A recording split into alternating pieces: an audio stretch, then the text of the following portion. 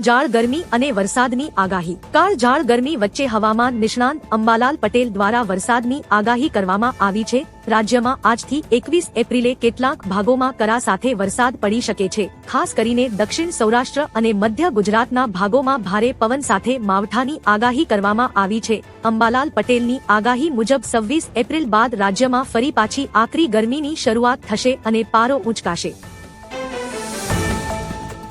રાજ્યમાં ગરમી ભૂક્કા બોલાવશે। હવામાન વિભાગે ગરમીને લઈને ઘાતક આગાહી કરી છે। આગામી દિવસોમાં દેશના ઘણા વિસ્તારોમાં તાપમાનનો પારો 50ની નજીક પહોંચે તેવી ભીતિ છે। અત્યારે જ દેશના અનેક સ્થળોએ તાપમાનનો પારો 40થી 44 ડિગ્રીએ પહોંચી ગયો છે। મહારાષ્ટ્ર, છત્તીસગઢ, યુપી, ઓડિશા, તેલંગાણા, આંધ્રપ્રદેશ, કર્ણાટક, કેરળ, તમિલનાડુ અને ઝારખંડ જેવા રાજ્યોમાં હીટવેવ એલર્ટ અપાયો છે। વિપક્ષે મહિલાઓના અધિકારો પર તરાપ મારી। પીએમ મોદીએ મહિલા અનામત મુદ્દે કોંગ્રેસ, ડીએમકે અને સપા પર આકરા પ્રહાર કરતા જણાવ્યું કે આ પક્ષોએ મહિલાઓના અધિકારો પર ડાકો નાખ્યો છે। તેમણે કોંગ્રેસને બંધારણના હત્યારા ગણાવી આક્ષેપ કર્યો કે તેમણે દેશને ગુમરાહ કરી ઇતિહાસ રચવાની તક ગુમાવી છે। પીએમએ ઉમેર્યું કે નારી શક્તિ વંદન અધિનિયમ સમયની માંગ છે, પરંતુ વિપક્ષે હંમેશા તેમાં અવરોધો કર્યા છે। હવે તેમનો અસલી ચહેરો ખુલ્લો પડી ગયો છે। ભારતીય જહાજ પર હુમલો। હોર્મુઝ સ્ટ્રેટમાં 20 લાખ બેરલ ઓઇલ લઈ જઈ રહેલા ભારતીય ટેન્કર પર ઈરાનના રિવોલ્યુશનરી ગાર્ડે અંધાધૂંધ ગોળીબાર કર્યો હતો। કોઈપણ ચેતવણી વિના થયેલા આ હુમલા બાદ જહાજ પરત ફર્યું હતું। જો કે તમામ ક્રૂ મેમ્બર્સ સુરક્ષિત છે। કુલ 2 જહાજો પર ગોળીબાર કર્યો હતો, જેમાં એક ભારતનું હતું। તેના પર ભારતનો ધ્વજ પણ હતો। આ ઘટના બાદ ભારતના વિદેશ મંત્રાલયે ઈરાની રાજદૂતને તેડું મોકલી સખત વિરોધ નોંધાવ્યો છે। પેટ્રોલ અને ડીઝલના ભાવમાં થશે ઘટાડો। કાચા તેલના આંતરરાષ્ટ્રીય બજારમાં ભાવમાં સતત ઘટાડો થતા ભારત માટે સારા સમાચાર છે। આનાથી વિદેશી મુદ્રા ભંડારની બચત થશે અને તેલ કંપનીઓ પરનો આર્થિક બોજ ઓછો થશે। જો આ સ્થિતિ ટકી રહેશે તો પેટ્રોલ ડીઝલના ભાવમાં ઘટાડો થઈ શકે છે, જેનાથી મોંઘવારીમાં રાહત મળશે અને મધ્યમ વર્ગને મોટો લાભ થશે। શેરબજારમાં પણ સકારાત્મક અસર જોવા મળી શકે છે। ખાસ કરીને પેઇન્ટ અને ટાયર કંપનીઓના શેરમાં ઉછાળો આવવાની સંભાવના છે। પીએમ મોદીના સંબોધનની મોટી વાતો। મહિલા અનામત બિલ પાસ ન થયું, માફી માંગુ છું। જે લોકોએ અડધી વસ્તીનો અધિકાર છીનવી લીધો, જનતા તેમને સજા જરૂર આપશે। કોંગ્રેસ અને તેના સહયોગીઓએ ગૃહમાં ભ્રૂણહત્યા કરી। વિપક્ષ મહિલાઓ પાસેથી તેમનો અધિકાર સ્વાર્થી હિનવીને ટેબલ થપથપાવી રહ્યો હતો। રાજનીતિનું નુકસાન દેશની મહિલાને ભોગવવું પડ્યું। કોંગ્રેસ મહિલા આરક્ષણથી જ નફરત કરે છે। તેમણે હંમેશા તેને રોક્યું છે। હોર્મુઝ જહાજ ફાયરિંગ પર ભારતની પ્રથમ પ્રતિક્રિયા। ભારતના વિદેશ મંત્રાલયે હોર્મુઝ સ્ટ્રેટમાં ભારતીય જહાજો પર થયેલા ગોળીબાર અંગે સત્તાવાર નિવેદન બહાર પાડ્યું છે। નવી દિલ્હીમાં ઈરાનના રાજદૂતને બોલાવી વિદેશ સચિવે આ ગંભીર ઘટના અંગે ઊંડી ચિંતા વ્યક્ત કરી હતી। ભારતે ઈરાની સત્તાવાળાઓ સુધી પોતાનો વિરોધ પહોંચાડવા અને ભારતીય જહાજોને સલામત રસ્તો આપવા આગ્રહ કર્યો છે। રાજકોટમાંથી વધુ 2 બાંગ્લાદેશી મહિલા। રાજકોટના એસઓજી એ રૈયા ચોકડી પાસેથી ગેરકાયદેસર રીતે રહેતી 2 બાંગ્લાદેશી મહિલાઓને ઝડપી પાડી છે। બંને છેલ્લા 1.5 વર્ષથી કોઈ કાયદેસર આધાર વગર મજૂરી કરીને અહીં વસવાટ કરતી હતી। પોલીસે તેમની ડિપોર્ટેશનની પ્રક્રિયા શરૂ કરી દીધી છે। ઉલ્લેખનીય છે કે છેલ્લા 10 મહિનામાં રાજકોટમાંથી કુલ 38 બાંગ્લાદેશી નાગરિકોને પકડવામાં આવ્યા છે। સ્ત્રી બધું ભૂલી જાય છે, પણ પોતાનું અપમાન ક્યારેય ભૂલતી નથી। લોકસભામાં મહિલા અનામત બિલનો પરાજય થયા બાદ રાષ્ટ્રને સંબોધનમાં વડાપ્રધાન નરેન્દ્ર મોદીએ કહ્યું કે મહિલાઓ બધું ભૂલી જાય છે, પરંતુ ક્યારેય પોતાનું અપમાન ભૂલી શકતી નથી। તેમણે ઉમેર્યું કે સંસદમાં કોંગ્રેસ અને તેના સાથી પક્ષોના વર્તનનું દુઃખ હંમેશા દરેક મહિલાના હૃદયમાં રહેશે। બિલ પસાર કરવા માટે 2/3 બહુમતી જરૂરી હતી। 15 લાખનું ઇનામ ધરાવતો નક્સલી ઢેર। ઝારખંડના હજારીબાગમાં સુરક્ષા દળો સાથેની અથડામણમાં 4 નક્સલીઓ માર્યા ગયા છે। 15 લાખનું ઇનામ ધરાવતો નક્સલી શાહદેવ મહતો અને તેની પત્ની નતાશા પણ અથડામણમાં માર્યા ગયા હતા। આ અથડામણ કેરદારી થાણા વિસ્તારના બટુકા જંગલમાં થઈ હતી। મહતોને અનેક મોટા ઓપરેશનનો માસ્ટરમાઇન્ડ માનવામાં આવતો હતો। દરમિયાન ઘણા વિસ્તારોમાં નક્સલીઓ વિરુદ્ધ એક મોટું ઓપરેશન ચાલી રહ્યું છે। ભારત માટે સારા સમાચાર। ઈરાન યુદ્ધ વચ્ચે દુનિયાભરમાં તેલના ભાવ આસમાને પહોંચી ગયા છે।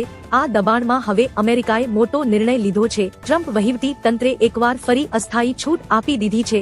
રૂસી તેલ અને પેટ્રોલિયમ પ્રોડક્ટ્સ ખરીદવાની છૂટ 16 મે સુધી આપવામાં આવી છે. આ નિર્ણયથી ભારત હવે રશિયા પાસેથી સસ્તું તેલ ખરીદશે. જણાવીએ કે માર્ચમાં ભારતે રશિયા પાસેથી $5.8 અરબનું કાચું તેલ ખરીદ્યું હતું. સરકારી કર્મચારીઓ માટે સારા સમાચાર. કેન્દ્રીય કર્મચારીઓ માટે સારા સમાચાર છે. સૂત્રોના જણાવ્યા અનુસાર કેન્દ્રીય મંત્રીમંડળે મોંઘવારી ભથ્થું 2% વધારવાનો નિર્ણય કર્યો છે. સાથે જ કર્મચારીઓનું ડીએ 58% થી વધીને 60% થઈ ગયું છે. આ વધારાથી કરોડોથી વધુ કર્મચારીઓ અને પેન્શનર્સને લાભ મળશે. જણાવીએ કે દેશમાં 50 લાખ કેન્દ્રીય કર્મચારી અને 65 લાખ પેન્શનર્સ છે.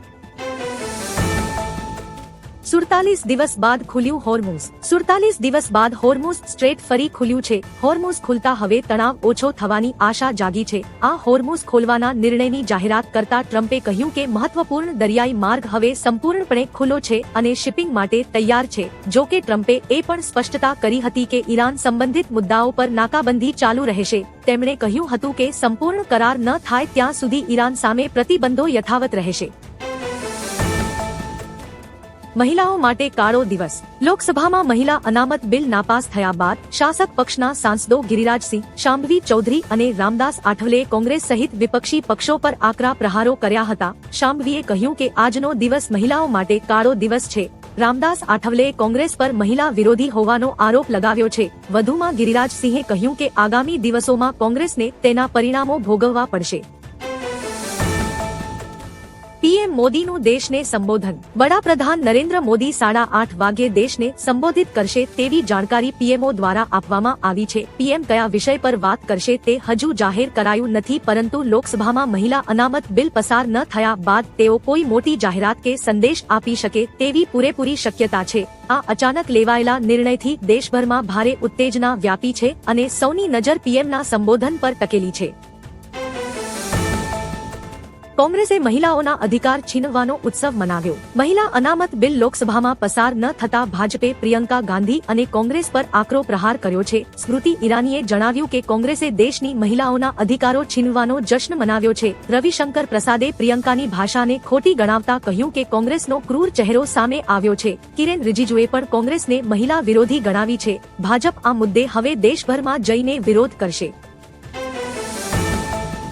ઈરાને હોર્મુઝ સ્ટ્રેટ ફરીથી બંધ કરી દીધું. ઈરાને માત્ર 24 કલાકમાં જ યુ-ટર્ન લેતા હોર્મુઝ સ્ટ્રેટ ફરીથી બંધ કરી દીધું છે. અમેરિકા પર સીઝફાયર ડીલ તોડવાનો આરોપ લગાવી ઈરાને આ દરિયાઈ માર્ગ પર સૈન્ય નિયંત્રણ લાદ્યું છે. ટ્રમ્પ દ્વારા નાકાબંધી હટાવવાનો ઇનકાર અને યુરેનિયમ હસ્તગત કરવાની જીદને કારણે આ નિર્ણય લેવાયો છે. ઈરાને ચેતવણી આપી છે કે જ્યાં સુધી અમેરિકા બંદરો પરથી પ્રતિબંધો નહીં હટાવે ત્યાં સુધી સ્ટ્રેટ બંધ રહેશે. કોંગ્રેસમાં મોટો ગાબડું. ચૂંટણી પહેલા કોંગ્રેસને મોટો આંચકો લાગ્યો છે. અરવલ્લીના મેઘરજમાં યોજાયેલા એક ખાસ કાર્યક્રમમાં કોંગ્રેસના 70 થી વધુ સક્રિય કાર્યકરોએ પક્ષને અલવિદા કહીને ભારતીય જનતા પાર્ટીનો છેડો પકડ્યો છે. ભાજપમાં જોડાનારાઓમાં મોટી સંખ્યામાં મહિલાઓ અને પુરુષ કાર્યકરોનો સમાવેશ થાય છે. આટલી મોટી સંખ્યામાં કાર્યકરોનું પક્ષપલટો કરતા કોંગ્રેસ પાર્ટી ચિંતામાં મુકાઈ છે. સોમવારે જ જૂનું બિલ લાવો, વિપક્ષ સમર્થન આપશે. પ્રિયંકા ગાંધીએ મહિલા અનામત મુદ્દે કેન્દ્ર સરકારને ખુલ્લો પડકાર ફેંક્યો છે. તેમણે માંગ કરી કે સરકાર સોમવારે જ સંસદમાં જૂનું બિલ રજૂ કરે. વિપક્ષ તેને સંપૂર્ણ સમર્થન આપશે. પ્રિયંકાએ આક્ષેપ કર્યો કે વડાપ્રધાને વસ્તી ગણતરી અને સીમાંકન સાથે બિલ જોડીને મસીહા બનવાનો નિષ્ફળ પ્રયાસ કર્યો છે. તેમણે મહિલા અનામતમાં ઓબીસી કોટાની માંગ સાથે સરકારની દાનત પર સવાલો ઉઠાવ્યા છે. ઇસ્લામાબાદમાં આ દિવસે ફરી થશે મંત્રણા. ઈરાન અને અમેરિકા વચ્ચે બીજા તબક્કાની મંત્રણા સોમવારે ઇસ્લામાબાદમાં યોજાય તેવી શક્યતા છે. અહેવાલો મુજબ ઈરાની પ્રતિનિધિ આ સપ્તાહના અંતે પાકિસ્તાન પહોંચશે. અમેરિકી રાષ્ટ્રપતિ ડોનાલ્ડ ટ્રમ્પે કરારની આશા વ્યક્ત કરી છે, પરંતુ ઈરાને કેટલીક બાબતો પર શંકા દર્શાવી છે. હાલ સ્ટ્રેટ ઓફ હોર્મુઝમાં સ્થિતિ તણાવપૂર્ણ છે, જ્યારે ટ્રમ્પે સ્પષ્ટ કર્યું છે કે સંપૂર્ણ ડીલ ન થાય ત્યાં સુધી નાકાબંધી ચાલુ રહેશે. અમે સંવિધાન પર થયેલા આ હુમલાને હરાવ્યો. લોકસભામાં મહિલા અનામત બિલ સંબંધિત 3 બંધારણીય સુધારા બિલ પસાર કરવામાં સરકાર નિષ્ફળ રહી છે. વિપક્ષના નેતા રાહુલ ગાંધીએ કહ્યું, અમે બંધારણ પરના આ હુમલાને હરાવી દીધો છે. અમે સ્પષ્ટપણે કહ્યું છે કે આ મહિલા અનામત બિલ નથી, પરંતુ ભારતના રાજકીય માળખાને બદલવાનો એક માર્ગ છે. ઈરાનનો પડકાર યુરેનિયમ તો શું રાખ પણ નહીં મળે. અમેરિકા અને ઈરાન વચ્ચે યુરેનિયમ મુદ્દે તણાવ ચરમસીમાએ પહોંચ્યો છે. ડોનાલ્ડ ટ્રમ્પની બોમ્બમારાની ધમકી સામે ઈરાને વળતો પ્રહાર કરતા ટ્રમ્પને જૂઠાણાની ફેક્ટરી ગણાવ્યા છે. ઈરાને સ્પષ્ટ કર્યું છે કે યુરેનિયમ આપવાનો પ્રશ્ન જ નથી અને જો હુમલો થશે તો જડબાતોડ જવાબ મળશે. બુધવાર સુધીમાં સમજૂતી ન થવા પર ટ્રમ્પના આક્રમક વલણે ભારે ગરમાવો લાવી દીધો છે, જેનાથી ફરી યુદ્ધનું જોખમ વધી રહ્યું છે. ઈરાને હોર્મુઝ પર રાખી શરતો.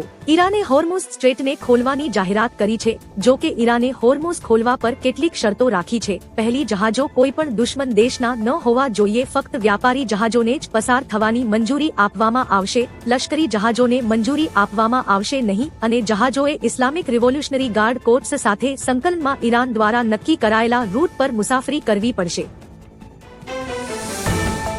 ટ્રમ્પની સૌથી મોટી જાહેરાત. ઈરાન સાથે યુદ્ધવિરામ વચ્ચે અમેરિકી રાષ્ટ્રપતિએ એક મોટી જાહેરાત કરી છે. ટ્રમ્પે જણાવ્યું હતું કે હિઝબુલ્લાહ અને હમાસ અંગે ઈરાન સાથે એક કરાર થયો છે.